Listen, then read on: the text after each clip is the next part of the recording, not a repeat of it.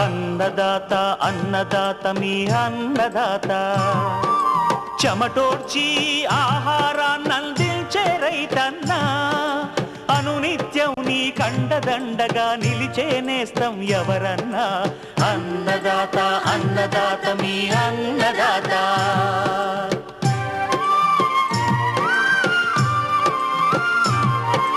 నూతన రీతుల సాగుబడికి నూరింతలు పెరిగే దిగుబడికి సూచనలిచ్చే సస్య రక్షణకు పశు పోషణకి శాస్త్ర విజ్ఞానం అందించి ముందుకు నడిపే తెలుగు రైతు భారతదేశానికి మకుటం అయ్యేలా తీర్చిదిద్దే ఆశయంతో మిమ్ము మేలు కొలిపేది అన్నదాత అన్నదాత అన్నదాత మీ అన్నదాత అన్నదాత అన్నదాత మీ అన్నదాత.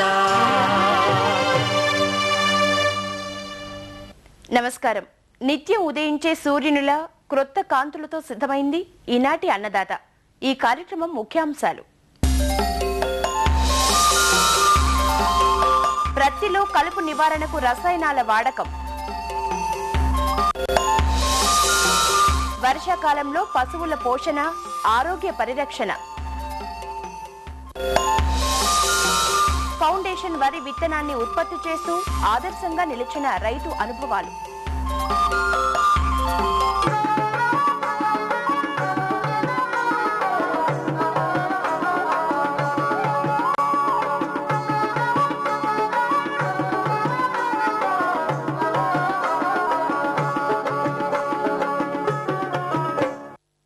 పంటల సాగులో కీలకమైన ఉత్పాదకం విత్తనం.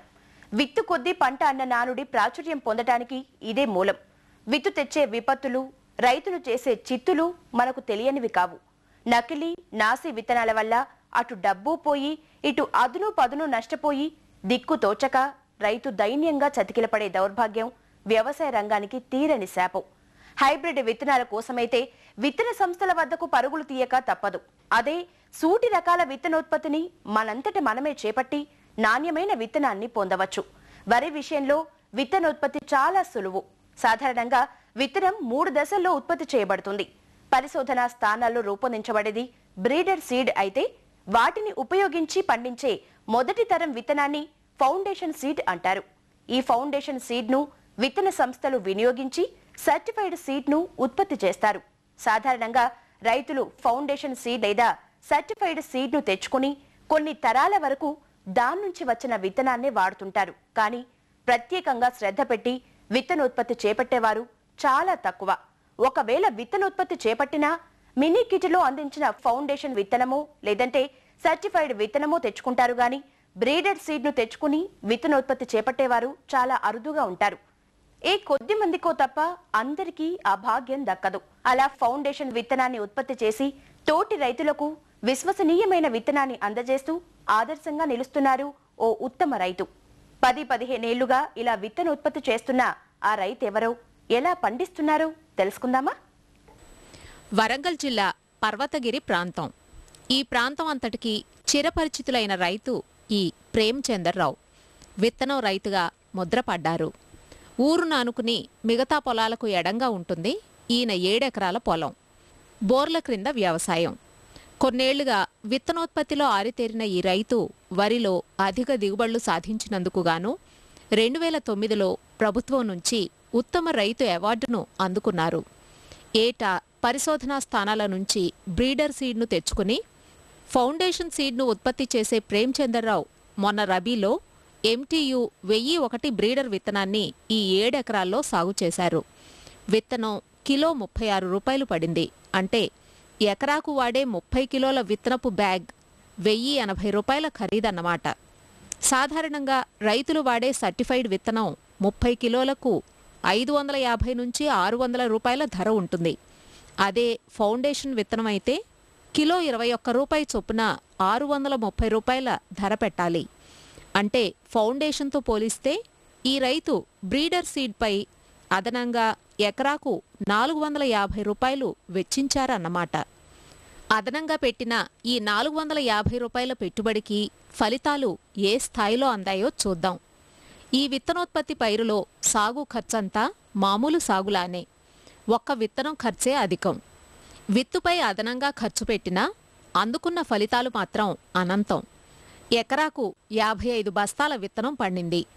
ఏటా 45 నుంచి 50 బస్తాలకు దిగుబడి తగ్గదు. 7 ఎకరాల మీద దగ్గరగా 390 బస్తాల దిగుబడిని సాధించారు. ఈ ఫౌండేషన్ విత్తనాన్ని 30 కిలోలు 430 రూపాయల చొప్పున తోటి రైతులకు అందిస్తున్నారు. అంటే కిలో 14 రూపాయలు పడినట్లు. ధర చాలా తక్కువ కదా. కావాలనుకుంటే విత్తనాన్ని విత్తన కంపెనీలకే అధిక ధరకు విక్రయించవచ్చు. కానీ నమ్మకానికి మారుపేరుగా నిలిచి తోటివారికి నాణ్యమైన విత్తనం తక్కువ ధరకే అందించాలన్న సంకల్పంతో ఉభయతారకంగా ఉంటుందని ప్రేమ్చందర్రావు దశాబ్ద కాలంగా దీక్షతో ఈ విత్తనోత్పత్తిని కొనసాగిస్తున్నారు. ఎకరాకు పండిన 55 బస్తాల విత్తనాన్ని కిలోల్లో లెక్కిస్తే 4125 కిలోలు. కిలో 14 రూపాయల చొప్పున అందిస్తున్నారు కాబట్టి ఎకరాకు 57,750 రూపాయల ఆదాయం చేజిక్కింది. ఖర్చు 15,000 రూపాయలు తీసేస్తే నికరంగా 42,750 రూపాయలు రైతు సొంతమవుతుంది. మామూలుగా 40 బస్తాలు పండే వరి రైతుకు మిగిలే ఆదాయం సగటున ఎకరాకు 14,000. అలాంటిది 3 రెట్ల ఆదాయం ఈయన సొంతమైంది. 7 ఎకరాల నుంచి లభించే 4 లక్షల రూపాయల ఆదాయంలో 1,00,000 రూపాయలు ఖర్చుపోతే సుమారుగా 3 లక్షల రూపాయల విత్తం రూపంలోకి ఈ విత్తులు మారాయి. డబ్బుకు డబ్బు, పేరుకు పేరు. అది అందించే సంతృప్తి వెలకట్టలేనిదంటారు ప్రేమ్చందర్రావు. ఈ విత్తనాలకు అమ్మడం వల్ల నాకు కింటాకు 1,400 రూపాయలు వస్తాయి. అదనంగా నాకు కింటాకు ఒక 400 రూపాయలు వస్తాయి. కొద్ది జాగ్రత్త చర్యలు తీసుకుంటూ నాణ్యమైన విత్తనాన్ని తోటి రైతులకు అందించడం వల్ల వాళ్ళకు కూడా 40 నుంచి 45 బస్తాలు వాళ్ళకు వండడం వల్ల నాకు కూడా కొంత ఆదాయం మిగులుగా అయింది. అసలు ప్రతి రైతు మోసపోయేదే విత్తనం కాడ కాబట్టి రైతు మోసపోవద్దనే ఉద్దేశంతోనే మేము మా తోటి రైతులు మేము అందరం కలిసి ఇట్లా తీసుకొచ్చుకుంటూ చేసుకుంటూ ఉన్నాము. దీనివల్ల నాకు 4 పైసలు వెనుకబడుతున్నాయి. ప్లస్ నా పక్క రైతుకు తక్కువ ధరకు అందించిన వాడినైనా. విత్తనోత్పత్తి పైరులో జన్యు స్వచ్ఛత కోసం బెరుకులను ఎప్పటికప్పుడు తొలగించటం, గింజను పలుచగా 2-3 రోజులు బాగా ఆరబెట్టటం, మొలక శాతం ఉండేలా చూడటం, కోతల సమయంలో మిషన్ను వాడినప్పుడు అందులో వేరే గింజ ఉండిపోయి బెరుకులొచ్చే ఆస్కారం ఉంటుంది కాబట్టి మిషన్ను శుభ్రంగా దులిపించి మిగులు గింజను ప్రక్కన పోయించటం వంటి జాగ్రత్తలను తప్పక ఆచరిస్తారు. పచ్చిరొట్టగా జీలుగ పెంచి పొలంలో పడదున్నుతారు.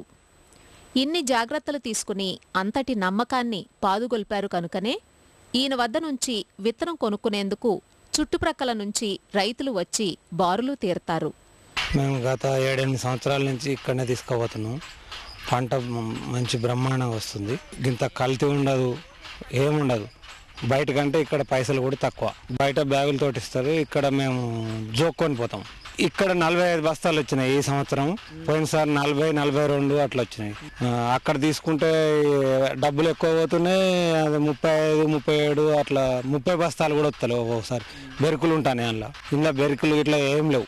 మాకు చాలా మంచిగా అనిపిస్తుంది. ఈ సీడు వీరు గత 10 సంవత్సరాల నుంచి వీరి దగ్గర సీడు తీసుకొని పోతున్నాము. మాకు అప్పుడు 35 బస్తాలు 36 బస్తాలు పడేది. ఇప్పుడు 43-44 బస్తాలు పడుతున్నాయి.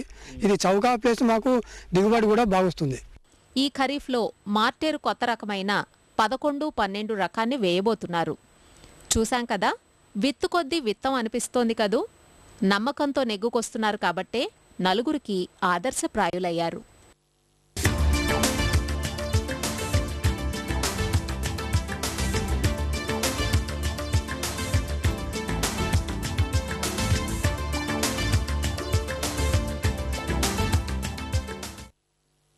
వర్షాలు